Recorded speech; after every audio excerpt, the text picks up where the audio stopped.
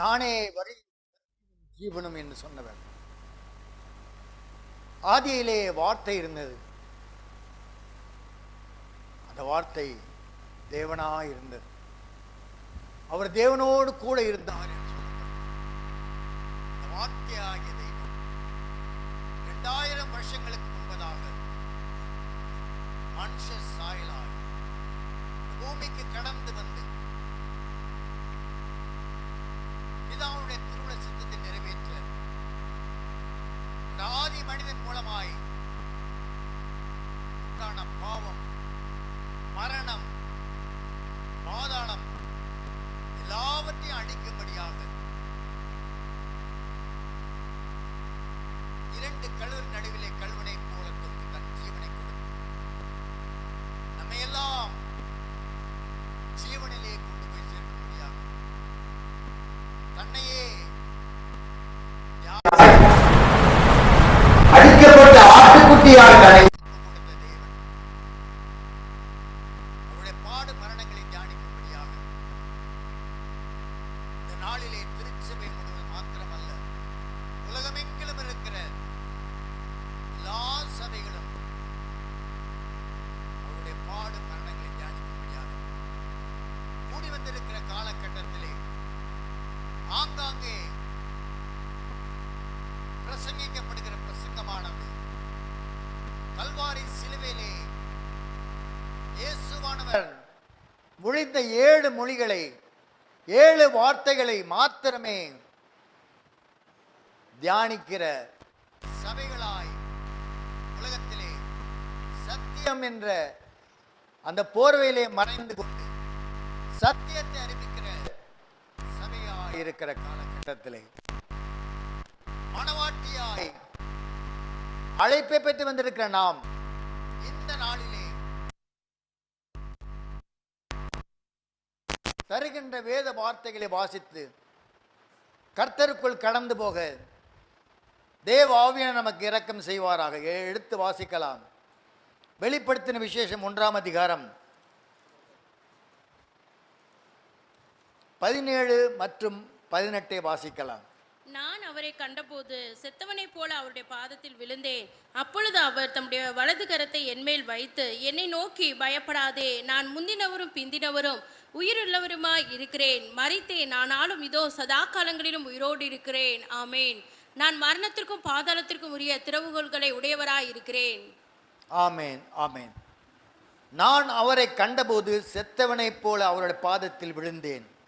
அப்பொழுது அவர் தம்முடைய வலது கரத்தை என்மேல் வைத்து என்னை நோக்கி, பயப்படாதே, நான் முந்தினவரும் பிந்தினவரும் உயிர் உள்ளவருமாயிருக்கிறேன். மரித்தேன், ஆனாலும் இதோ சதா காலங்களிலும் உயிரோடு இருக்கிறேன். ஆமேன். நான் மரணத்திற்கும் பாதாளத்துக்கும் உரிய திறவுகோல்களை உடையவராயிருக்கிறேன் என்பதாகும். மரித்தேன், ஆனாலும் இதோ சதா காலங்களிலும் உயிரோடு இருக்கிறேன். ஆமேன். நான் மரணத்திற்கும் பாதாளத்துக்கும் உரிய திறவுகோல்களை உடையவராயிருக்கிறேன் என்பதாகும். இந்த பூமியிலே பிறந்த ஒவ்வொரு மனிதனும் உலக வழக்கத்தின்படி மரணத்தை சந்திக்கிறவனாய். காரணம் என்ன? சங்கீதம் 51ஆம் சங்கீதம் 5ஆம் வசனத்திலே தாவீது பக்தன் சொல்லுகிறார், இதோ நான் துர்க்குணத்தில் உருவானேன், என் தாய் என்னை பாவத்தில் கற்பம் தரித்தாள். பாவத்திலே கர்ப்பம் தரித்தாள். துர்க்குணத்திலே. ஆக ஒவ்வொரு மனிதனும் இந்த பூமியிலே பிறக்கின்ற 2 விதமான பாவங்கள். ஜென்ம பாவத்தினாலும் கர்ம பாவத்தினாலும் பிறந்தவனாய் பாவியாகத்தான் இந்த பூமிக்கு அவன் அவதரிக்கிற காலகட்டத்திலே பாவமே அறியாமல் பரிசுத்த ஆவியினாலே பிறந்த இயேசுவானவர் அவர் சொல்லுகிற காரியம், மரித்தேன், ஆனாலும் இதோ சதா காலங்களிலும் உயிரோடு கூட இருக்கிறேன் என்று சொல்லுகிறார். மரித்தேன் என்பது உலக வழக்கத்தின்படி மனிதனாய் பிறந்தபடியினால் அவர் மரிக்க வேண்டிய அவசியம் இருந்தது. ஆனால் மரித்த யாவரும் இயேசுவானவரை தவிர உயிரோடு கூட இருக்கிறேன் என்று எந்த பரிசுத்தவானும் எந்த உலக மனிதனும் சொல்வது கிடையாது. ஆனால் இயேசுவானவரை தவிர இந்த வார்த்தையை வேறு யாராலும் உச்சரிக்க முடியாது, சொல்ல முடியாது. உயிரோடு கூட மரித்த அவர் உயிரோடு கூட சதா காலங்களிலும் உயிரோடு கூட இருக்கிறேன் என்று சொல்லுகிறார். மத்திய 28ஆம் அதிகாரம் கடைசி வசனத்தை நாம் வாசித்து பார்க்கின்ற பொழுது, உலகத்தின் முடிவு பரியந்தம் சகல நாட்களிலும் நான் உங்களோடு கூட இருக்கிறேன். உயிரோடு கூட இருக்கிற தேவன். ஆக ஒரு மனிதன் இந்த பூமியிலே பிறக்கின்ற பொழுது 2 விதமான மரணங்களை சந்திக்கின்றான். ஒன்று சரீரத்தின்படியான மரணம், இரண்டாவது ஆவிக்குரிய மரணம். இந்த ஆவிக்குரிய மரணமானது பாவிகளுக்கு உரியதாக இருக்கிறது. ஆதாமை எடுத்துக்கொள்ளுவோம். அவன் படைக்கப்பட்ட பொழுது தேவ சாயல், தேவ ரூபம், தேவ மகிமை, மரணத்தை காணாதவனாய் என்றென்றைக்கு பிதாவோடு கூட நித்தியத்திலே காணப்படும்படியாகத்தான் பிதாவாகிய தந்தை மண்ணிலிருந்தவனை உருவாக்கி அவன் நாசியிலே தன்னுடைய ஜீவ சுவாசத்தை ஊதி அவனை ஜீவ ஆத்துமா ஆனான். ஆக அவன் ஒருபோது மரணத்தை காணாதபடி என்றென்றைக்கு அவரை போல உயிரோடு கூட இருக்கும்படியாகத்தான் தேவனாகிய கர்த்தர் ஆதி மனிதனை இந்த பூமியிலே பிறக்க செய்தான். ஆனால் நாம் அறிந்திருக்கிறோம், அவனுக்கும் மரணத்துக்கும் சம்பந்தமே கிடையாது. எப்பொழுது அவன் பிசாசனுடைய சத்தத்தை கீழ்ப்படிந்த அந்த நாள் வரைக்கும் அவன் மரணத்தை காணாதவனாக இருந்தான். ஆனால் என்றைக்கு கர்த்தருடைய வார்த்தையை அவன் மீறினானோ அந்த நாள் தொடங்கி இந்த பூமியிலே பாவம் பிரவேசித்தது, மரணம் பிரவேசித்தது. ஆக மரணத்தை காணாதவனாய் படைக்கப்பட்ட அவன் இந்த 2ஆம் மரணமாகிய ஆவிக்குரிய மரணத்தை அவன் சுதந்திரித்துக் கொள்ள பிசாசானவன் அவனை ஏவினபடியால் அந்த வார்த்தைக்கு அவன் கீழ்ப்படிந்து 2ஆம் மரணமாகிய ஆவிக்குரிய மரணத்தை அவன் இழந்து போனபடியால் அந்த நாள் தொடங்கி பாவியாய் இந்த பூமியிலே வாழ்ந்து கொண்டிருக்கிற ஒவ்வொருவரும் இந்த ஆவிக்குரிய மரணத்தை பெற்றுக்கொள்கிறவர்களாய் காணப்படுகிறார்கள். ஆக இந்த 2 மரணங்களும் பாவிகளுக்கு உரிய மரணமாக இருக்கிற உலக வழக்கத்தின்படி சரீரத்துக்குரிய மரணம், ஆவியின் வாழ்க்கை வாழாதபடியினால் ஆவிக்குரிய மரணத்தையும் பாவிகள் சந்திக்கிறவர்களாய் காணப்படுகிறார்கள். ஆக தேவனாகிய கர்த்தர் மனிதனை படைத்த பொழுது தன்னுடைய அன்பை முழுவதுமாய் அவனுக்கு ஊற்றி கொடுத்தார். எல்லாவற்றின் மேலும் அவனுக்கு அதிகாரத்தை கொடுத்தார். தன்னுடைய அன்பின் வெளிப்பாட்டாய் ஒவ்வொரு காரியங்களையும், ஒவ்வொரு மிருகங்களுக்கும் அவன் என்ன பெயர் சூட்டினானோ அந்த பெயர்களை வழங்கும்படியாக தன்னுடைய அன்பை வெளிப்படுத்தினான். ஆக வேதம் சொல்லுகிறபடி தேவன் அன்பாகவே இருக்கிறார் என்று. அதனால் தான் இன்றைக்கும் தன்னுடைய அன்பை நம்மிடத்திலே வெளிப்படுத்தி கொண்டு இருக்கிறார். உலகம் பாவத்திலே மூழ்கி கிடக்கின்ற பொழுது இந்த உலகத்தை அழிக்காதபடி அவர் காத்து கொண்டு வருகிறார். மனம் திரும்ப வேண்டும் என்று, ஜனங்கள் மனம் திரும்ப வேண்டும் என்று. ஆக சாத்தானானவன் என்றைக்கு ஏதேன் தோட்டத்தில் பிரவேசித்தானோ, ஆதாமை அழைத்த பொழுது தேவன் சொன்ன காரியமானது ஆதியாகமம் 2ஆம் அதிகாரம் 15ஆம் வசனத்தை வாசிக்கலாம். தேவனாகிய கர்த்தர் மனுஷனை ஏதேன் தோட்டத்தில் அழைத்து கொண்டு வந்து அதை பண்படுத்தவும் காக்கவும் வைத்தார். பண்படுத்த வேண்டும், காக்க வேண்டும். 2 காரியங்களையும் அவன் செய்யவில்லை. இந்த 2 கட்டளைகளை மீறினான் அவன். அது மாத்திரமல்ல, முதல் பாவம், அவள் செய்த முதல் பாவம் கீழ்ப்படியாமை. கர்த்தருடைய வார்த்தைக்கு கீழ்ப்படியாத முதல் பாவம் அங்கே ஏதேன் தோட்டத்திலே ஆதாமின் மூலமாய், ஏவாளின் மூலமாய் உண்டாக்கப்பட்டது. தேவனாகிய கர்த்தர் ஏவாள் இடத்திலே சொல்லவில்லை, ஆதாம் இடத்திலே தான் சொன்னார். சகல விருட்சத்தின் கனியை நீங்கள் புசிக்கலாம், ஆனால் தோட்டத்தின் நடுவில் இருக்கிற நன்மை தீமை அறியத்தக்க விருட்சத்தின் கனியை நீங்கள் புசிக்கும் நாளிலே சாகவே சாவீர்கள் என்று. ஆக அவர் சாகவே சாவீர்கள் என்று சொல்லுகிறது அந்த ஆவிக்குரிய மரணத்தை சொல்லுகிற காரியமாக இருக்கிறது.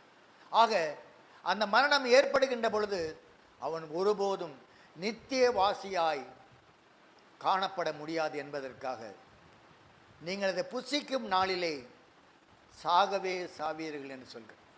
ஆக ஆதாமிடத்திலே தான் அவர் சொன்னார், ஏவாளிடத்திலே அவர் சொல்லவில்லை. ஆனால் ஏவாளைத்தான் சாத்தானானவன் பயன்படுத்தினான். ஏவாளிடத்திலே தான் சாத்தான் பேசுகிறான்.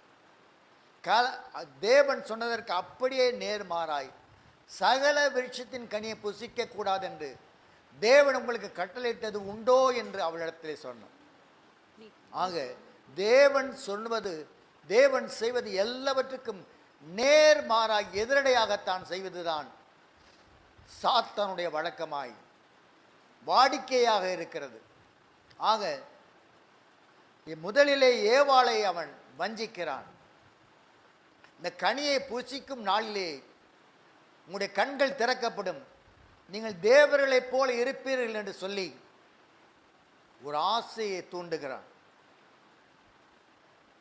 ஆக முதலிலே ஏவாள் அந்த கனியை பறிக்கிறாள். நாம் அறிந்திருக்கிறோம், நாம் நினைக்கிறோம் அந்த நேரத்திலே ஏவாள் மட்டும்தான் அங்கு இருந்தாள் என்று. ஆனால் ஆங்கில வேதாகமத்தில் அழகாக எழுதப்பட்டிருக்கிறது, அவள் பக்கத்திலேயே ஆதாமும் இருந்ததாய். ஆக இவள் பறித்து இவள் சாப்பிட்டது மாத்திரமல்ல, அவனுக்கும் கொடுத்து அவனையும் பாவியாக மாற்றி முதல் சம்பவம் ஏதேனிலே அரங்கேற்றப்பட்டது. பாவம் உண்டாக்கப்பட்டது, மரணம், ஆவிக்குரிய மரணம் உண்டாக்கப்பட்டது. அது மாத்திரமல்ல, சரீரப்படியான மரணமும் அங்கே இந்த கீழ்ப்படியாமையின் நிமித்தமாய் உண்டாக்கப்பட்டது. ஆக அவள் கண்கள் திறக்கப்பட்ட பொழுது அவர்கள் நிர்வாணமாய் ஆடையின்றி இருப்பதை அவர்கள் அறிந்து கொள்ள முடிந்தது. ஆக அதை மறைப்பதற்காக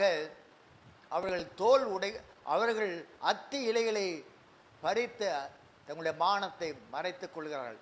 தேவன் அவளை தேடி வருகிறார் பகலின் குளிர்ச்சியான வேளையிலே.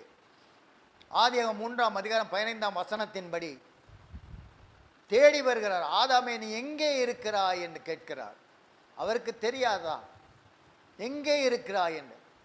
அதற்கு அவன் சொல்லக்கூடிய காரியம், நாங்கள் நிர்வாணிகளாய் இருக்கிறபடியினால் விருட்சங்களுக்குள் எங்களை மறைத்து கொண்டோம் என்று சொல்கிறார். நிர்வாணி என்று உனக்கு அறிவித்தவன் யார் என்று கேட்கிறார்.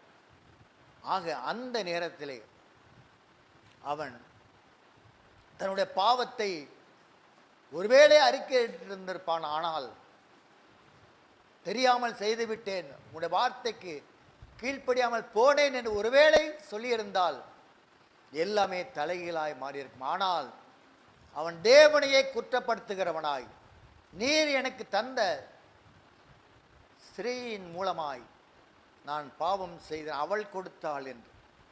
ஆக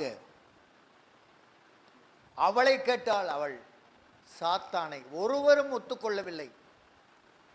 தேவன் இந்த காலகட்டத்திலே நம்மிடத்தில் எதிர்பார்க்கிறது, நம்முடைய பாவங்களை நாம் ஒத்துக்கொள்ள வேண்டும், அறிக்கை செய்ய வேண்டும். தேவன் மன்னிப்பதில் இரக்கமுள்ள தேவனாய் இருக்கிறார்.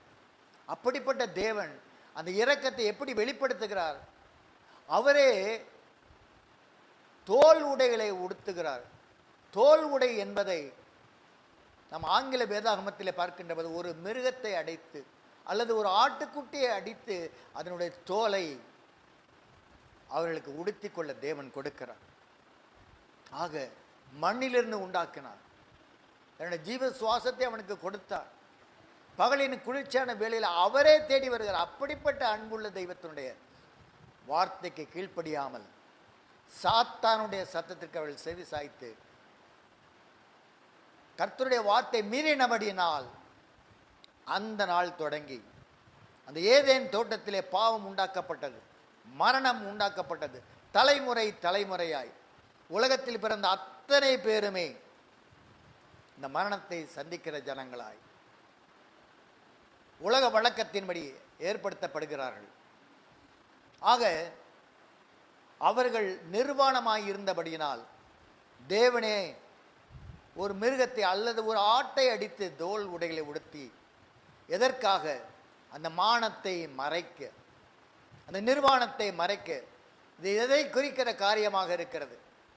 தேவ ஆட்டுக்குட்டியாகிய கர்த்தராக இயேசு கிறிஸ்து அடிக்கப்பட்டு இரத்தம் சிந்தி, அந்த இரத்தத்தினாலே மானம் என்ற நம்முடைய பாவங்களை அவர் மறைக்கிறவராய், கழுவுகிறவராய், தூக்கி எறிகிறவராய் தன்னை அர்ப்பணித்துக் கொண்ட அந்த சம்பவத்தை ஆதியாகமத்திலேயே இயேசுவானவரை குறித்து, இந்த ஒரு மிருகம் அல்லது ஒரு ஆடு அடிக்கப்பட்டு அவருடைய மானம் காப்பாற்றப்பட்டதை இயேசுவானவரை குறித்ததான சத்தியத்தை அங்கே போதிக்கின்ற காரியமாக இருக்கிறது. மேலும் கூட 40 வருடங்கள் வனாந்தரத்திலே ஜனங்களை மோசே வழி நடத்தி கொண்டு வருகிறார். அவர்கள் மோசேயிடம் முறுமுறுக்கிறார்கள், உணவை குறித்து தேவனை குற்றப்படுத்துகிறார்கள், மோசேயை குற்றப்படுத்துகிறார்கள். நாங்கள் எவ்வளவு காலங்கள் இந்த உணவையை நாங்கள் சாப்பிட்டு கொண்டு இருப்போம் என்று தேவனை தூஷிக்கிறார்கள். அப்பொழுது தேவன் கொள்ளிவாய் சர்ப்பங்களை அனுப்புகிறார். அதன் மூலமாய் அந்த சர்ப்பங்களுக்கு அடிக்கப்பட்டவர்கள் யாவரும் மரித்து போகிற காரியமாக இருக்கிறது. அப்பொழுது அவர்கள் மனம் வேதனைப்பட்டு மோசே இடத்திலே வந்து கெஞ்சுகிறார்கள், தேவனிடத்தில் எங்களுக்காக பரிந்து பேசி எங்களை காப்பாற்றும் என்று அவர்கள் கெஞ்சுகிற காரியமாக இருக்கிறார். அப்பொழுது தேவனிடத்திலே மோசே பரிந்து பேசுகிறார். தேவன் சொன்ன ஒரு காரியம், ஒரு வெண்கல சர்ப்பத்தை உண்டாக்கி அதை நாட்டுகின்ற பொழுது அந்த வெண்கல சர்ப்பத்தை யார் நோக்கி பார்க்கிறார்களோ அவர்கள் பிழைப்பார்கள் என்று. இதை குறித்து நாம் என்னாகமம் 21ஆம் அதிகாரம்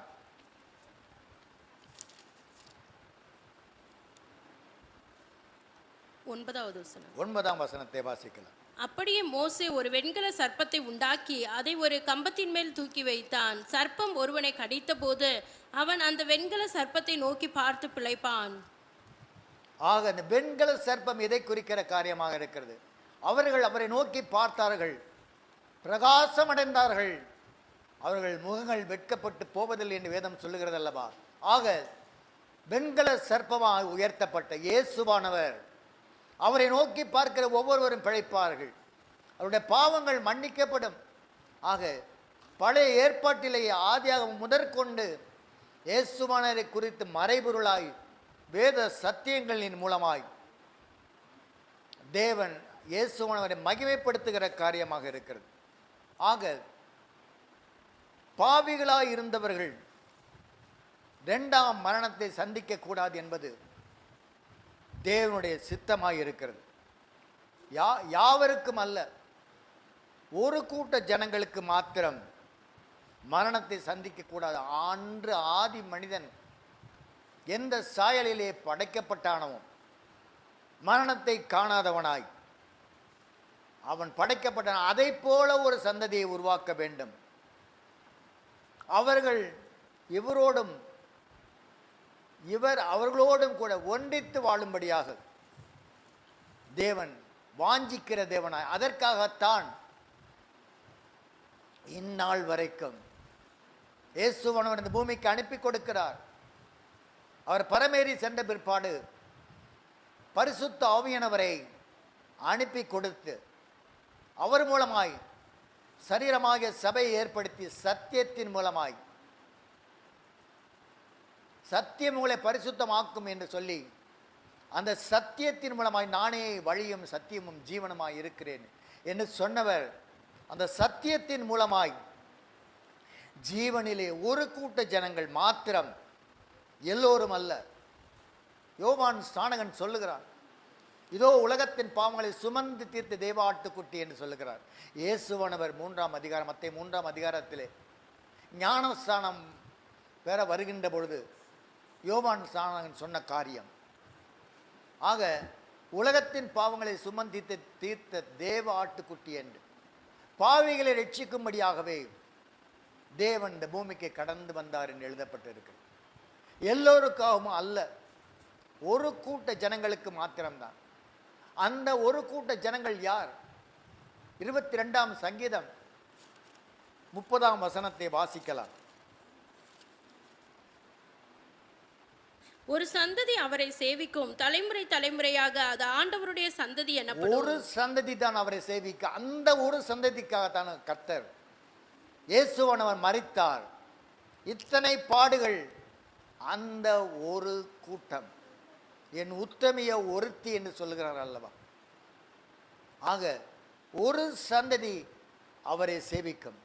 அந்த ஒரு சந்ததிக்காகத்தான் 2000 வருஷங்களுக்கு முன்பதாக பிதாவாகிய தந்தை இயேசுவனை இந்த பூமிக்கு அனுப்பி கொடுத்து அவருடைய திட்டத்தின் தீர்மானத்தை நிறைவேற்றினார். மேலும் கூட நாம் யோவான் 1ஆம் அதிகாரம் 12 மற்றும் 13ஆம் வசனங்களை வாசிக்கலாம். அவருடைய நாமத்தின் மேல் விசுவாசம் உள்ளவர்களாய் அவரை ஏற்றுக்கொண்டவர்கள் எத்தனை பேர்களோ அத்தனை பேர்களும் தேவனுடைய பிள்ளைகளாகும்படி அவர்களுக்கு அதிகாரம் கொடுத்தார். அவருடைய நாமத்தின் மேல் விசுவாசம் உள்ளவர்களாய் அவரை ஏற்றுக்கொண்டவர்கள் யாரோ அவர்கள் மாத்திரம்தான். அதுதான் சங்கீதம் 22:30 சொல்லப்பட்டபடி அந்த கூட்டம் அதிகாரம் கொடுக்கிறார். பிள்ளைகளாகும்படி அதிகாரம் கொடுக்க இந்த ஜனங்கள் எப்படி பிறக்கிறார்கள்? கீழே உள்ள வசனத்தை வாசிக்கலாம். அவர்கள் இரத்தத்தினாலாவது மாம்ச சித்தத்தினாலாவது புருஷனுடைய சித்தத்தினாலாவது பிறவாமல் தேவனாலே பிறந்தவர்கள். அவர்கள் தேவனால் பிறந்தவர்கள், மாம்ச சித்தத்தின்படி அல்ல, சத்திய வசனத்தினாலே அவரை ஜனிப்பிக்கிறார். ஆக இந்த கூட்டத்தாருக்காகத்தான் 2000 வருஷங்களுக்கு முன்பதாக இந்த சிறு கூட்டம்தான், அந்த கூட்டத்திற்கு பெயர் தான் பரிசுத்த புதிய எருசலேம் மணவாட்டி என்ன நாமத்தை சூட்டுகிறார். அந்த கூட்டத்தார் ஒரு சந்ததி அவரை சேவிக்கும். தலைமுறை தலைமுறையாய் அது ஆண்டவருடைய சந்ததி என்று சொல்லப்படும் அந்த சந்ததிக்காகத்தான், உங்களுக்காகவும் எனக்காகவும் தான் 2000 வருஷங்களுக்கு முன்பதாக அவர் பட்ட பாடுகள் நாம் அறிந்திருக்கிறோம். 22ஆம் சங்கீதத்தை வாசித்து பாருங்கள், 69ஆம் சங்கீதங்களை வாசித்து பாருங்கள், ஏசாயா 53ஆம் அதிகாரத்தை வாசித்து பாருங்கள். எல்லாவற்றிலும் அவர் பட்ட பாடல் யாருக்காக? உங்களுக்காகவும் எனக்காகவும். நாம் நித்திய ஜீவனிலே பிரவேசிக்க அந்த ஆதி மனிதன் இழந்து போன தேவ சாயல், தேவ ரூபம், தேவ மகிமை நாம் மறுபடியுமாய் பெற்றுக்கொண்டு மரணத்தை காணாத மணவாட்டியாய் நாம் காணப்படும்படியாக நமக்காக அவர் பிறந்தார், நமக்காக அவர் மரித்தார். அதைத்தான் அவர் சொல்லுகிறார், இதோ மரித்தேன் ஆனாலும் சதா காலங்களிலும். மத்தேயு 28:20ஆம் வசனத்தின் சொல்லப்பட்டபடி உலகத்தின் முடிவு பரியந்தம் நான் உங்களோட கூட இருக்கிறேன் என்று சொல்ல, ஒருபுறம் மரணத்தை ஜெயித்து பிதாவின் வலது பாசத்தில் அமர்ந்து கொண்ட நமக்காக பரிந்து பேசுகிறவராயிருக்கிறார். மற்றொரு புறம் ரோமர் 8ஆம் அதிகாரம் 34ஆம் வசனத்தின்படி நமக்காக வேண்டுதல் செய்கிறவராயிருக்கிறார். ஆக இந்த கூட்டத்தார் உங்களுக்காகவும் எனக்காகவும் தான். நாம் அழைக்கப்பட்ட அழைப்பு எப்படி மேன்மை உள்ள அழைப்பா! எத்தனையோ கோடி ஜனங்கள் இருக்கிறார்கள், எத்தனையோ கோடி கிறிஸ்தவர்கள் இருக்கிறார்கள், எத்தனையோ சபைகள் இருக்கிறது. 5892 திருச்சபைகள். அதில் ஒரு திருச்சபையை மாத்திரம்தான், ஒரு சந்ததி அவரை சேவிக்கும். அது தலைமுறை தலைமுறையாய் ஆண்டவருடைய சந்ததி, ஆண்டவருக்கு உரிய சந்ததி. அது அந்த சந்ததியாகத்தான் உங்களையும் என்னையும் தேவனாகிய கர்த்தர் இந்த கடைசி காலத்திலே வாழ்ந்து கொண்டிருக்கிற நம்மை ஏற்படுத்தி இருக்கிறார். இவர்களை குறித்து பழைய ஏற்பாட்டில் என்ன சொல்லப்பட்டு இருக்கிறது? ஓசியா 13ஆம் அதிகாரம்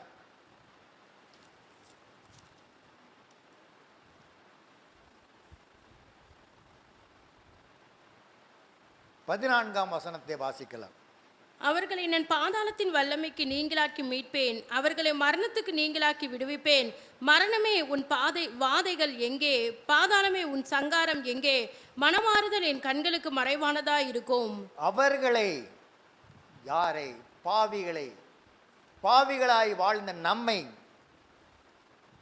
நான் பாதாளத்தின் வல்லமைக்கு பாதாளத்தை மேற்கொள்ள முடியாது. இவர்கள் பாதாளத்தை ஜெயிக்கிறவர்களாய் அது மாத்திரமல்ல, அவர்களை மரணத்துக்கு நீங்களாக்கி விடுவிப்பேன் என்று சொல்கிறார். மரணமே உன் வாதைகள் எங்கே? பாதாளமே உன் சங்காரம் எங்கே என்று ஆர்ப்பரிக்கிற இந்த கூட்டத்தாருக்காகத்தான், பாவிகளாய் வாழ்ந்த நமக்காகத்தான். இதை குறித்து நாம் மேலும் கூட ரோமர்கள் எழுதிய நிருபம் 5ஆம் அதிகாரம்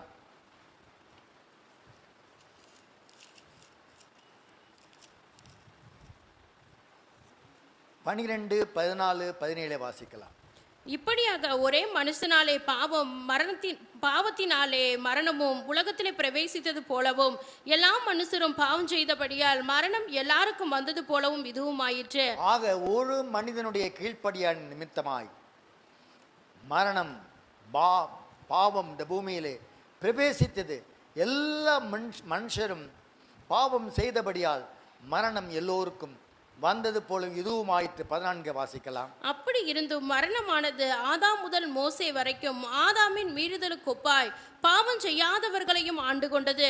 அந்த ஆதாம் பின்பு வந்தவருக்கு முன்னடையாளமானவன். ஆக இந்த மரணமானது பாவம் செய்யாதவர்களையும் தனக்குள்ளே மறைத்துக் கொள்கிற காரியமாக இருக்கிறது. ஆக அந்த ஆதாம் பின்பு வந்தவருக்கு முன் அடையாளமாய் காணப்படுகிறது.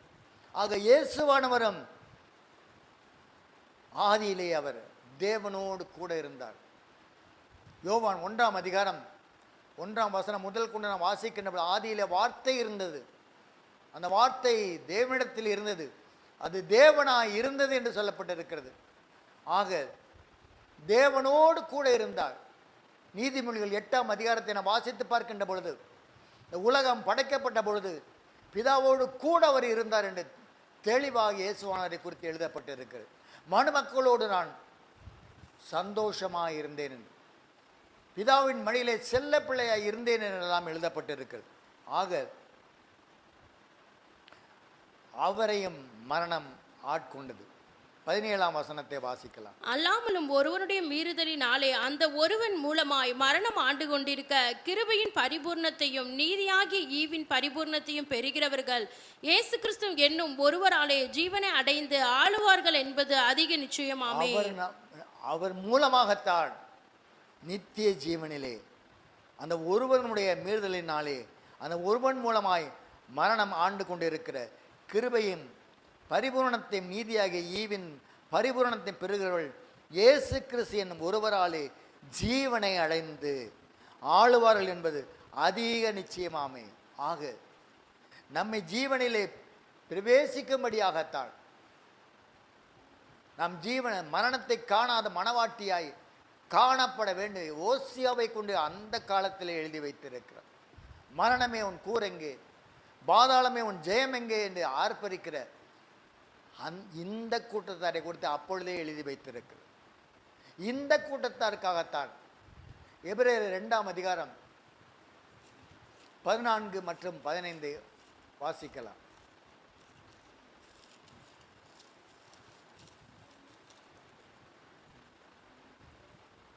ஆதலால் பிள்ளைகள் மாம்சத்தை இரத்தத்தையும் உடையவர்களாய் இருக்க அவரும் அவர்களைப் போல மாம்சத்தை இரத்தத்தையும் உடையவரானார். மரணத்துக்கு அதிகாரியாகிய பிசாசானவனை தமது மரணத்தினாலே அழிக்கும்படிக்கும் ஜீவ காலமெல்லாம் மரண பயத்தினாலே அடிமைத்தனத்திற்குள்ளானவர்கள் யாவரையும் விடுதலை பண்ணும்படிக்கும் அப்படியானார். ஆக ஜீவ காலமெல்லாம் மரண பயத்தினாலே இருந்தவர்களை மீட்கும்படியாக தன் ஜீவாதிபதியை தன்னுடைய ஏக சுதனை பாடுகளுக்கு உட்படுத்தி ஒரு கல்வனை போல, 2 கழுவல் நடுவிலே கல்வனை போல தொங்கி எல்லா நிந்தைகளையும் அவமானங்களையும் 1531 அடிகளை தன் சரீரத்தில் ஏற்றுக்கொள்ள தேவனாகிய கர்த்தர் இயேசுவானவரை இந்த பூமிக்கு அனுப்பி கொடுத்தார். ஆக எதற்காக? ஒரு கூட்ட ஜனங்களை, மரணத்தை காணாத மணவாட்டியாய், யாவரையும் அல்ல, எல்லோரையும் அல்ல, ஒரு கூட்ட ஜனங்களை மாத்திரம்தான். இந்த கூட்டத்தாரை குறித்து இன்னும் கூட அநேக வேத வசனங்கள் உண்டு. மத்தேயு 20ஆம் அதிகாரம்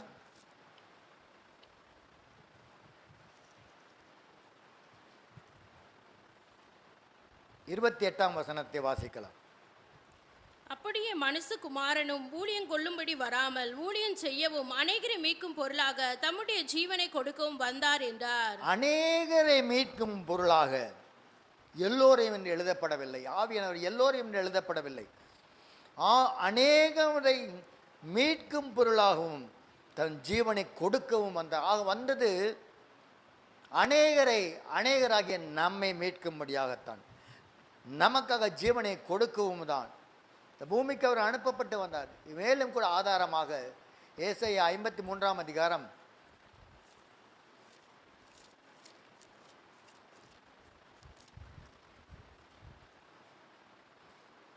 11ஆம் வசனத்தை வாசிக்கலாம். அவர் தமது ஆத்தும வருத்தத்தின் பலனை கண்டு திருப்தியாவார். என் தாசனாகிய நீதிபரர் தம்மை பற்றும் அறிவினால் அநேகரை நீதிமான்களாக்குவார்.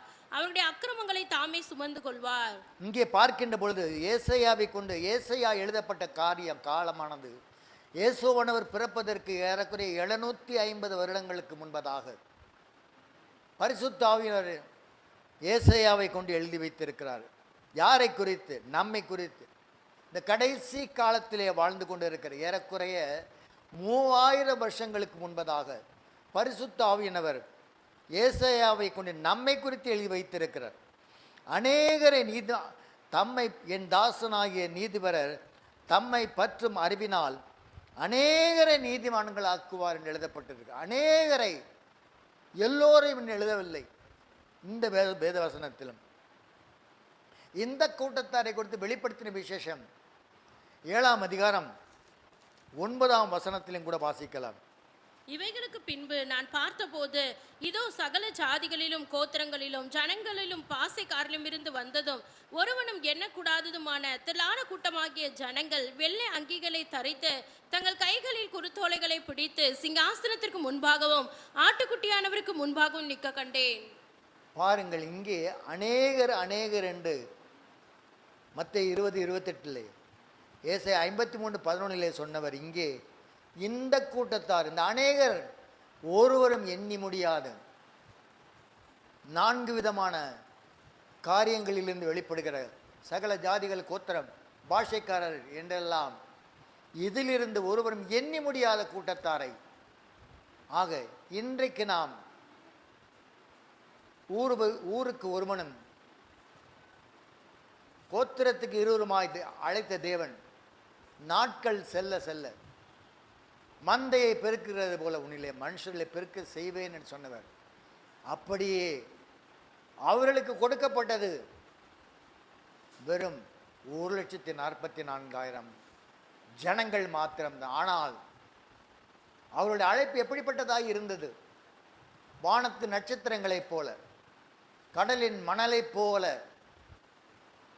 அழைப்பு பெற்ற ஜனங்களுக்கு முடிவானது வெறும் எண்ணிக்கைக்குரிய காரியமாக இருக்கிறது. ஆனால் ஊருக்கு ஒருவனாய் அழைக்கப்பட்ட நம்முடைய எண்ணிக்கையானது வெளிப்படுத்தல் 7ஆம் அதிகாரம் 9ஆம் வசனத்தின்படி ஒருவரும் எண்ணி முடியாத திரள் கூட்ட ஆத்துமாக்கள். இந்த ஆத்துமாக்களுக்காகத்தான் சங்கீதம் 22:30 வாசித்தபடி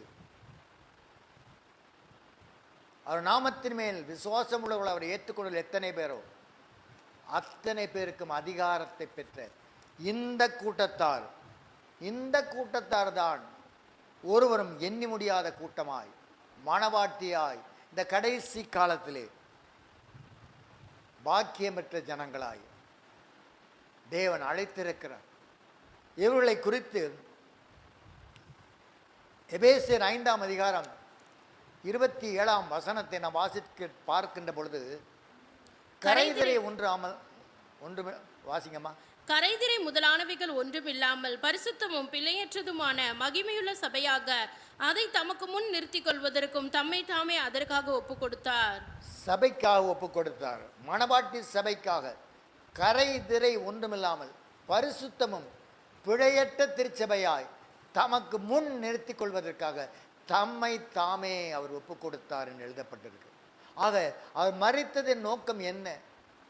ஒரு கூட்ட ஜனங்கள் தலைமுறை தலைமுறையாய் ஆண்டவருடைய சந்ததி என்று சொல்லப்படுகிற அந்த கூட்டத்தார், பிதாவினால் அதிகாரம் பெற்றவர்கள், தேவனால் பிறந்தவர்கள், பாவம் செய்யாதவர்கள், இந்த கூட்டத்தார் கரைதரை ஒன்றுமில்லாமல் பரிசுத்தம் பிழையற்ற திருச்சபையால் தமக்கு முன் நிறுத்திக் கொள்வதற்கு அவர்களுக்காகவே 2000 வருஷங்களுக்கு முன்பதாக அந்த கொல்கதாவிலே தன் ஜீவனை ஒப்பு கொடுத்து அவர் பட்ட பாடுகள் அநேகரை நீதிமான்கள் ஆக்குவதற்காக இந்த கடைசி காலத்திலே நம்மை தேடி வந்திருக்கு. அன்று கலிலேயா கடற்கரைக்கு அவர் தேடி சென்றார். அதே போல நம்மை காரணம் என்ன? ஆதி முதல் நீங்கள் என்னோட கூட இருந்தபடியால். யோவான் 17ஆம் அதிகாரம் 6ஆம் வசனத்தை வாசிக்கலாம். நீர் உலகத்தில் தெரிந்தெடுத்து எனக்கு தந்த மனுஷருக்கு உம்முடைய நாமத்தை வெளிப்படுத்தினேன். அவர்கள் உம்முடையவர்களாய் இருந்தார்கள். அவர்கள் உம்முடையவர்களாய் இருந்தார்கள். சீயோனிலே, அதைத்தான் நாம் அடிக்கடி வாசிக்கிற வேதவசனம், சீயோனிலே மீதியாய் இருந்து ஆதி முதல் நீங்கள் என்னோட கூட இருந்தபடியால். ஆக நாம் அங்கிருந்து அனுப்பப்பட்டு வந்தோம். எப்படி இயேசுவானவர் இந்த பூமிக்கு அனுப்பப்பட்டு வந்தவர், அதே போல நீங்களும் நானும் ஏதோ புருஷ சித்தத்தின்படி உலக வழக்கத்தின்படி பிறக்கவில்லை. அனுப்பப்பட்டு வந்த கூட்டம் அவருடைய திட்டத்தை, பிதாவுடைய திட்டத்தை நிறைவேற்றும்படியாகத்தான் தேவனால் இந்த பூமிக்கு நாம் அனுப்பப்பட்டு வந்திருக்கிறோம். இவர்களுக்காகத்தான். இவர்களை கரைதிரை ஒன்றுமில்லாமல் பிதாவுக்கு சொந்த ஜனங்களை நாம் மாற வேண்டுமானால் பிதா எப்படி இருக்கிறாரோ, மத்தேயு 5:48 நாம் வாசிக்கிறோம் அல்லவா, உங்கள் பிதா பூரண சர்க்குணராய் இருக்கிறது போல. ஆக நம்முடைய லெவலை இயேசுவானவர் பிதாவுடைய லெவலுக்கு கொண்டு போகிறார் பாருங்கள். அந்த லெவலுக்கு ஆதாம் இருந்தபடியினால்தான் அவன் ஏவாள் தேவனோடு கூட சஞ்சரிக்க முடிந்தது. நோவா அந்த நிலைமையில இருந்தபடியினால்தான், ஏனோக்கு அந்த நிலைமையில இருந்தபடியினால்தான் அவர்களால் சஞ்சரிக்க. ஆக இந்த கடைசி காலத்திலே நாம் அப்படிப்பட்ட தகுதியை, மேன்மையை அடைய வேண்டும் என்பதற்காகத்தான் 2000 வருஷங்களுக்கு முன்பதாக கன்னிமரியாளின் வயிற்றிலே பரிசுத்த ஆவியினாலே அவதரித்து பிறந்தது முதல் 33 வருஷங்கள் பாடுகள், நிந்தனைகள், அவமானங்கள், எல்லோரும் கைவிட்டு ஓடுகிறார்கள். ஒருவன் காட்டி கொடுக்கிறான், ஒருவன் மறுதளிக்கிறான், ஒருவன் ஆடை இழந்து ஓடுகிறான். என் தேவனை ஏன் என்னை கைவிட்டீர் என்று கதறுகிற காரியமாய். யார் அவர்? நீதிமொழிகள் 8ஆம் அதிகாரத்தில் சொல்லப்பட்டபடி எல்லாத்தையும் உண்டாக்கினவர். அதைத்தான் நாம் யோவான் 1ஆம் அதிகாரத்திலே, அவர் மூலமாய் தான் யாவும் உண்டாக்கப்பட்டது, அவரால் என்று ஒன்றும் உண்டாக்கப்படவில்லை என்று. ஆக அவர் தேவனோடு கூட இருந்தபடியினால் எல்லாம் அவர் மூலமாய் உண்டாயின எழுதப்பட்டது. அப்படிப்பட்டவர் உங்களுக்காகவும் எனக்காகவும் 2000 வருஷங்களுக்கு முன்பதாக இந்த பூமியிலே ஒரு தச்சனுக்கு மகனாய் பிறந்து, சத்திரத்திலே இடமில்லை, ஜீவன் தப்ப எகிப்துக்கு தூக்கி கொண்டு ஓடுகிறார்கள். அப்படிப்பட்டவர் மரணத்தை காணாத மணவாட்டியாய் கரைதிரை ஒன்றுமில்லாமல் பரிசுத்தம் பிழையற்ற திருச்சபையில் நம்மை கொண்டு வந்து அந்த திருச்சபைக்கு பரிசுத்த புதிய சில மணவாட்டி என்ற நாமத்தை சூட்டி அதிலே நம்மை அங்கமாய் வைத்திருக்கிற அன்பின் தேவன். இதை குறித்து நாம் மேலும் கூட ஒரு வேத வசனத்தை கொலோசியர் 1ஆம் அதிகாரம் 8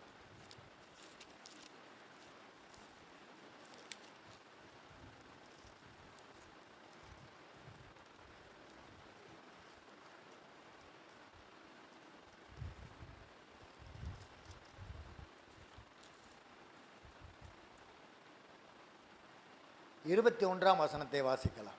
முன்னே அந்நியராயும் துர்க்கிரியைகளினால் மனதிலே சத்துருக்களாயும் இருந்த உங்களையும் பரிசுத்தராகவும் குற்றமற்றவர்களாகவும் கண்டிக்கப்படாதவர்களாகவும் தமக்கு முன் நிறுத்தும்படியாக அவருடைய மாம்ச சரீரத்தில் அடைந்த மரணத்தினாலே இப்பொழுது ஒப்புரவாக்கினார். முன்னே தேவனாகிய கர்த்தரை சந்திப்பதற்கு, அவர் நம்மை சந்திப்பதற்கு முன்பதாக, அவரால் மீட்கப்பட்ட நாளுக்கு முன்பதாக வரைக்கும் நாம் அந்நியர். அவருக்கு நமக்கும் சம்பந்தம் கிடையாது. நம்முடைய சம்பந்தம் பூரா சாத்தானோடு, அவனுடைய துர்க்கிரைகளோடு கூட, அவனுடைய பாவத்தோடு கூட நாம் ஒன்றித்து வாழ்ந்த வாழ்க்கை. அந்நியராய் துர்க்கிரைகளினாலே மனதிலே சத்துருக்களாய் இருந்த உங்களையும்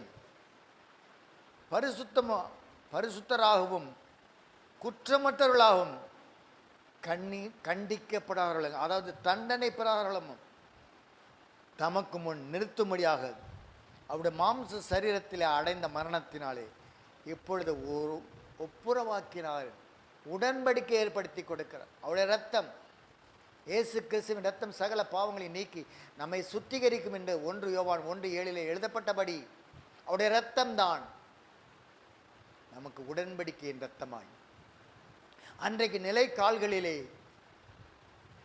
ஆட்டுக்குட்டியின் ரத்தம் பூசப்பட்டது. சங்கார தூதன் அந்த இரத்தத்தை பார்த்து அங்கே இருப்பவர்கள் அழிக்காமல் கடந்து செல்கிறான். அந்த இரத்தம் உங்கள் மேலும் என் மேலும் இருக்கிறபடியினால்தான் சாத்தானானவன் அவனுடைய கிரியைகள் நம்மிடத்தில் வெளிப்படுத்தின பொழுதிலும் அந்த இரத்தம் நமக்காக பரிந்து பேசுகிறதாய், நமக்காக அந்த இரத்தம் நம் சிரசின் மீது ஊற்றப்பட்ட அந்த இரத்தம், அந்த இரத்தத்தினாலே தான் நம்மை விலைக்கிரயம் கொடுத்து வாங்கி இருக்கிறார். அந்த இரத்தம், அந்த ஆடு அடிக்கப்பட்ட அந்த பழைய ஏற்பாட்டிலே ஒரு வயது ஆள், ஒரு வயது என்று பார்க்கின்ற பொழுது அது இனப்பெருக்கம் செய்யக்கூடிய தகுதியை இல்லாத ஒரு மிருகமாய் ஆடாயிருந்து, அது ஆடு குற்றமற்றதாய் ஒரு கரை ஒன்றும் இல்லாது. இது எல்லாமே பழைய ஏற்பாட்டில் லேவியர் ஆகமத்தில் எழுதப்பட்டிருக்கிறது, இயேசுவானவரை குறித்து எழுதப்பட்டிருக்கிறது. ஆக அவர்தான் நம்மை தமக்கு முன்பாக நிறுத்திக் கொள்கிறது மாத்திரமல்ல, நம்மை நன்மை செய்கிறவர்களாய், என்ன நன்மை? தீத்துக்கு எழுதிய நிருபம் 2ஆம் அதிகாரம்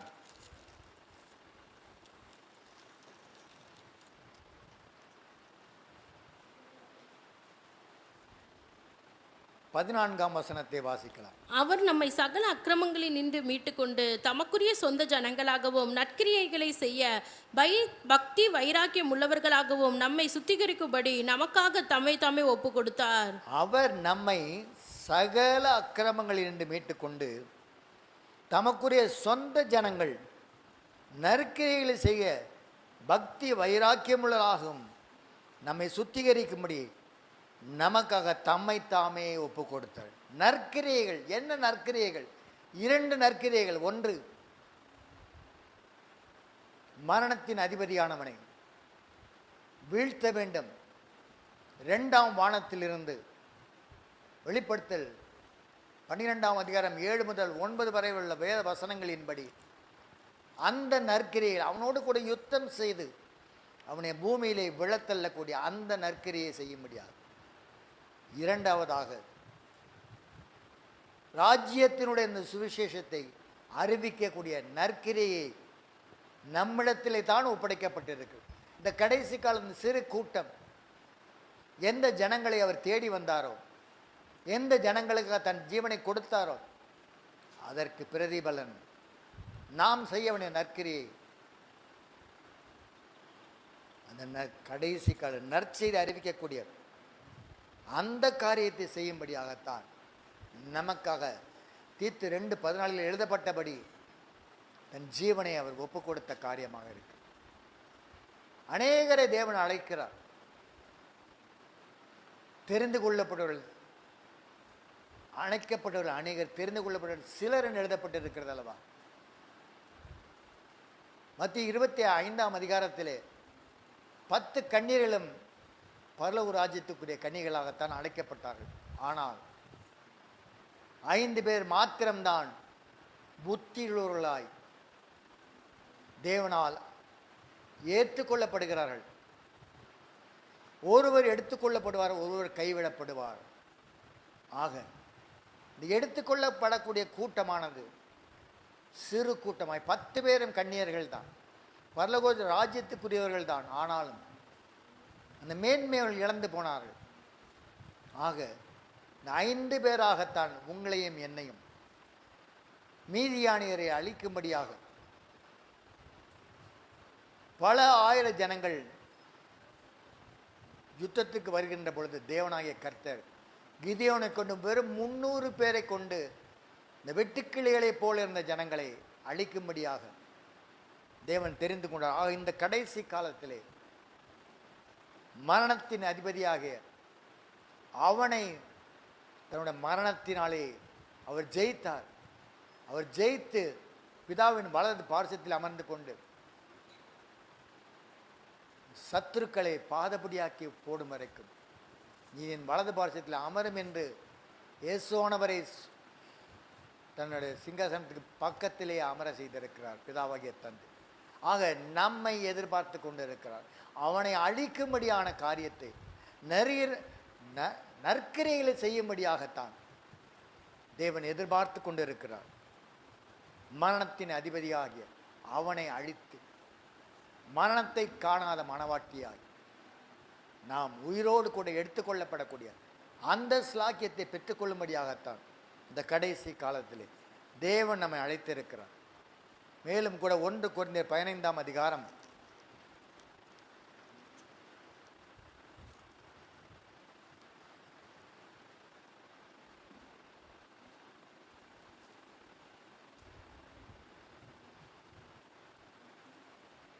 53 முதல் 55 வரை வாசிக்கலாம். அழிவுள்ளதாகிய இது அழியாமையையும் சாவுக்கேதுவாகிய இது சாவாமையும் தரித்து கொள்ள வேண்டும். அழிவுள்ளதாகிய இது அழியாமையையும் சாவுக்கேதுவாகிய இது சாவாமையையும் தரித்து கொள்ளும் போது மரணம் ஜெயமாக விழுங்கப்பட்டது என்று எழுதியிருக்கிற வார்த்தை நிறைவேறும். மரணமே உன் கூர் எங்கே, பாதாளமே உன் ஜெயம் எங்கே? ஆக ஓசியாவிலே எழுதப்பட்ட அந்த வார்த்தையின்படி மரணமே உன் கூர் எங்கே, பாதாளமே உன் ஜெயம் எங்கே என்று ஆர்ப்பரிக்கிற கூட்டம்தான் மரணத்தை காணாத மனவாட்டியாய் அவர்களை குறித்து தான் அதே அதிகாரத்தில் 51ஆம் வசனத்திலே ஒரு ரகசியத்தை நான் உங்களுக்கு அறிவிக்கிறேன். நாம் எல்லோரும் நித்திரை அடைவதில்லை, ஆகிலும் கடைசி எக்காலம் தொனிக்கும் போது ஒரு நிமிஷத்திலே ஒரு இமைப்பொழுதிலே நாம் எல்லோரும் மறுரூபமாக்கப்படுவோம் என்று. ஆக மரணத்தை காணாதவர்களாய், எப்படி ஆதாம் மரணத்தை காணாதவனாய் நித்தியமாய் தேவனோடு கூட ஒன்றித்திருக்கும்படியாக படைக்கப்பட்டானோ அதை போல் அந்த அந்தஸ்தை நாம் பெற்றுக்கொள்ளும்படியாகத்தான் இயேசுவானவர் 2000 வருஷங்களுக்கு முன்பதான் இந்த பூமிக்கு கடந்து வந்த தன்னுடைய மாசில்லாத இரத்தத்தை, தன்னுடைய குற்றமற்ற இரத்தத்தை சிந்தி அந்த இரத்தத்தினாலே விலைக்கிரயம் கொடுத்து நாம் விலைக்கிரயம் கொடுத்து வாங்கப்பட்டிருக்கிறோம். அந்த விலைக்கிரயம் என்ன? ஒரு பொருளை நாம் வாங்குகின்ற பொழுது அந்த பொருள் நமக்கு சொந்தமாக வேண்டுமானால் நாம் பணம் கொடுத்தால்தான் அந்த பொருள் நமக்கு உரியதாய். அதே போல நம்மை அவர் சொந்தமாக்கி கொள்ள வேண்டுமானால் விலைக்கிரயம் கொடுத்து தன்னுடைய இரத்தத்தையே அவர் ஊற்றி கொடுத்து அந்த இரத்தத்தை பணமாக கொடுத்து அதன் மூலமாய் நம்மை அவருக்கு சொந்த ஜனங்களாய் தேவன் தெரிந்து கொண்டு நம்மை குறித்ததான தேவ திட்டத்தை இந்த பூமியில் நிறைவேற்ற முடியும். ஆக இப்படிப்பட்ட அழைப்பை பெற்று வந்திருக்கிற நாம், மரணத்தை காணாத மனவாட்டிய அழைப்பை பெற்று வந்திருக்கிற நாம் அணுதினமும் மரிக்க வேண்டியது ஒரு அவசியமான காரியமாக இருக்கு. அணுதினமும் நாம் மரிக்க வேண்டும். எந்நாள் வரைக்கும், நாம் மறுரூபம் ஆகிற நாள் வரைக்கும் நாம் அணுதினமும் மரணத்தை சந்திக்க வேண்டும். என்ன மரணம்? பாவத்திற்கும் மரிக்கிற மரணம், பாவத்தை மேற்கொள்ளுகிற மரணம், பாவத்தினால் உண்டாக்கப்பட்ட அந்த மரணத்தை நாம் அழிக்க வேண்டுமானால் அந்த பாவம் என்ற அந்த பாவத்தை நாம் அனுதினமும் மரிக்கிற ஜனங்களாய் எந்நாள் வரைக்கும் நாம் மறுரூபத்தின் சாயலை, மகிமையின் சாயலை பெற்றுக்கொள்கிற நாள் வரைக்கும் நம்மை நாம உயிர்த்து ஆராய்ந்து பார்ப்போம். பாவத்தை காண செய்யாத சுத்த கண்ணரவர். அவர் சொல்லுகிற வார்த்தை எல்லாமே பரிசுத்தமுள்ளவன் இன்னும் பரிசுத்தமாகட்டும் என்றுதான். ஆக நேற்று இருந்த பரிசுத்தம் இந்த நாளில் நம்மிடத்திலே காணப்படுகிறதா? நம்முடைய எண்ணங்கள் எப்படி இருக்கிறது? உள்ளத்திலே ஒன்று, உதட்டிலே ஒன்று என்று இருக்கிறோமா? ஆலயத்திலே வந்து தேவனை தொழுது கொள்ளும்படியாக வந்திருக்கிற நாம், நம்முடைய மனது எங்கே ஓடிக்கொண்டிருக்கிறது? உலகத்தை நோக்கி ஓடிக்கொண்டிருக்கிறதா, அல்லது கொடுக்கப்படுகிற சத்திய வார்த்தைகளின் பின்பாக ஓடிக்கொண்டிருக்கிறதா? நம்முடைய கவனம் பூரா எங்கே இருக்கிறது? தேவனை பரிசுத்த அலங்காரத்தோட தொழுது கொள்ளும்படியாகத்தான் தேவன் உங்களையும் என்னையும் தெரிந்து கொண்டிருக்கிறார். ஆக அவருடைய நாளிலே நாம் தெய்வத்தை தொழுது கொள்ளும்படியாக பயத்தோடும் நடுக்கத்தோடும் சங்கீதம் 2ஆம் சங்கீதத்திலே சொல்லப்பட்டபடி நம் தேவனை தொழுது கொள்ளும்படியாக இந்த கடைசி காலத்தில் சிறு கூட்டமாய், மரணத்தை காணாத ஜனங்களாய் தேவன் நம்மை அழைப்பை கொடுத்திருக்கிறார். எனவே மரணமே உன் கூர் எங்கே, பாதாளமே உன் ஜெயம் எங்கே என்று சொன்னவர் சதா காலங்களிலும் நம்மோடு கூட உயிரோடு கூட இருக்கிறபடியால் மரணத்தை காணாத மனவாட்டிய அழைப்பை பெற்று வந்திருக்கிற நாம் அனுதினமும் பாவத்திற்கு மரிக்கிற ஜனங்களாய் காணப்படும். தேவன் நம்மை அழைப்பை கொடுக்கிறார். சத்தத்திற்கு நாம் செவி சாய்த்து நாம் பூரண பரிசுத்தம் அடைந்தால் மாத்திரமே அவருடைய வருகை இருக்கும். உலகத்தில் நடக்கிற சம்பவங்களை பார்க்கிறோம்.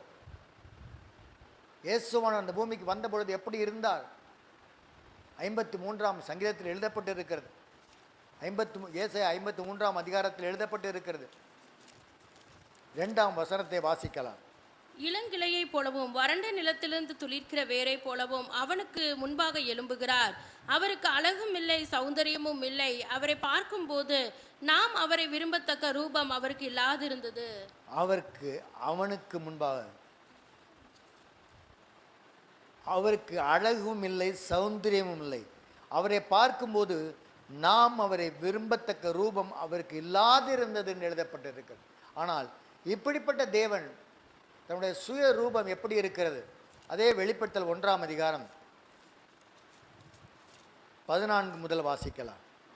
அவருடைய சிரசும் மயிரும் வெண்பஞ்சை போலவும் உறைந்த மலையை போலவும் வெண்மையாய் இருந்தது.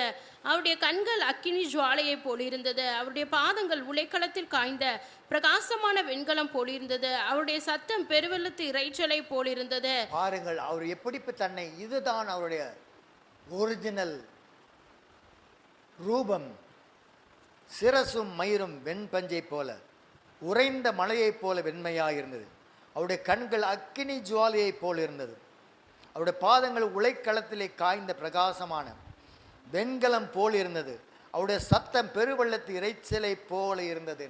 இதுதான் அவருடைய சுயரூபம். ஆனால் ஏசாயாவில் நாம் வாசித்தோம் அல்லவா, 2ஆம் வசனத்தில் வாசித்தோம் அல்லவா, அழகும் இல்லை, சௌந்தரியம் இல்லை. அவரை பார்க்கும்போது நாம் அவரை விரும்பத்துக்கு ரூபம் அவருக்கு இல்லாதிருந்தன எழுதப்பட்டது. உங்களுக்காகவும் எனக்காகவும் இப்படிப்பட்ட பாடுகளின் வழியாக தேவன் கடந்து சென்றார். அந்த பாடு மரணங்களை தியானிக்கும்படியாக அழைப்பை பெற்று வந்திருக்கிற நாம் மரித்தேன், இதோ சதா காலங்களிலும் உயிரோடு கூட உங்களோடு கூட இருக்கிறேன் என்பதற்கு காரணம் என்ன? நீங்கள் மரணத்தை ஜெயிக்க வேண்டும், மறுரூபம் அடைய வேண்டும். அன்று பிதாவோடு கூட ஏதேன் தோட்டத்திலே ஆதாம் ஏவாள் உலாவினது போல நீங்கள் உலாவி வரும்படியாகத்தான் அவரே இந்த பூமிக்கு இயேசுவின் நாமத்திலே அவதரித்து 33 வருஷங்கள் உங்களுக்காகவும் எனக்காகவும் நிந்தைகள், அவமானங்கள் எல்லாவற்றையும் சகித்து 6 மணி நேரம் சிலுவையில் அவர் தொங்கினார் என்று எழுதப்பட்டது. அந்த 6 மணி நேரத்திலும் கூட அவர் தன்னுடைய கடமைகளை செய்து முடித்தார். தன்னுடைய தாயை யோவானிடத்தில் ஒப்படைக்கிறார். பாதுகாத்து கொள்ளும்படியாக. வலது பக்கத்தில் இருந்த கல்வனை இன்றைக்கே நீ என்னோடு கூட பரதேசில் இருப்பாய் என்று அந்த ஊழியத்தை நிறைவேற்றுகிறார். இவர்கள் அறியாமல் செய்யவில்லை, மன்னியும் என்று அவர்களுக்காக வேண்டுதல் செய்கிறவருமாய் இருக்கிறார். ஆக 6 மணி நேரத்திலே தன்னுடைய கடமைகளை நிறைவேற்றுகிறார். அடுத்தபடியாக தனக்காக பரிதவிக்கிறார். தாகமாக இருக்கிறேன் என்று சொல்லுகிறார். என் பிதாவை ஏன் என்னை கைவிட்டீர் என்று கதறுகிறார். என் ஆவி உம்மிடத்தில் ஒப்படைக்கிறேன் என்று சொல்லி தன் தலையை சாய்த்து ஜீவனை விட்டார் என்று எழுதப்பட்டது. 6 மணி நேரம் ஒருவரும் கிடையாது.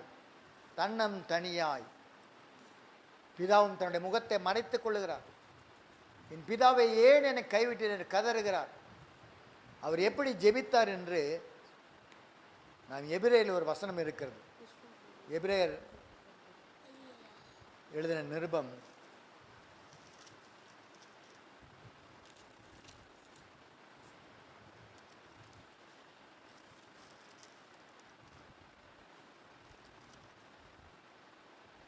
5ஆம் அதிகாரம் 7ஆம் வசனத்தை வாசிக்கலாம். அவர் மாம்சத்தில் இருந்த நாட்களில் தம்மை மரணத்தினின்று ரட்சிக்க வல்லமையுள்ளவரை நோக்கி பலத்த சத்தத்தோடும் கண்ணீரோடும் விண்ணப்பம் பண்ணி வேண்டுதல் செய்து தமக்கு உண்டான பயபக்தி நிமித்தம் கேட்கப்பட்டு அடுத்த வசனத்தை அவர் குமாரனாய் இருந்து பட்ட பாடுகளினாலே கீழ்ப்படிதலை கற்றுக்கொண்டு தாம் பூர்ணரான பின்பு தமக்கு கீழ்ப்படுகிற யாவரும் நித்திய ரட்சிப்பை அடைவதற்கு காரணராகி மெல்கி சேதக்கின் முறைமையின்படியான பிரதான ஆசாரியர் என்று தேவனாலே நாமம் தரிப்பிக்கப்பட்டார். பாருங்கள், மாம்சத்தில் இருந்த நாட்களிலே தம்மை மரணத்திலிருந்து ரட்சிக்க வல்லமை உள்ளவரை நோக்கி பலத்த சத்தத்தோடும் கண்ணீரோடும் விண்ணப்பம் பண்ணி வேண்டுதல் பிதாவே ஏன் என்னை கைவிட்டீர் என்று கதறுகிறார். இந்த கெத்செமனே தோட்டத்திலே கூடவே 3.5 வருஷங்கள் ஊழியத்தில் இருந்தவன் முத்தத்தினாலே அவரை காட்டி கொடுத்தான். மற்றொருவன் தலைமை அப்போஸ்தலன் அவரை அறியேன் என்று சத்தியம் பண்ணவும் சபிக்கவும் மற்றொருவன் தன் ஆடையெல்லாம் இழந்துவிட்டு ஓடுகிறான். நம்பி இந்த 3 பேரை அவர் கூட்டிக் கொண்டு போகிறார். இங்கே தரித்திருந்த 1 மணி நேரம் எனக்காக ஜெபம் பண்ணுங்கள். ஆனால் அவர்கள் தூங்கி கொண்டிருக்கிறார்கள். இதெல்லாம் நமக்கு மனவாட்டிக்கு ஒரு எச்சரிப்பான காரியமாக இருக்கிறது. ஏனெனில் எவ்வளோ கோடி ஆயிரக்கணக்கான ஜனங்கள் இருக்கும்போது அவர்களெல்லாம் விட்டு விட்டு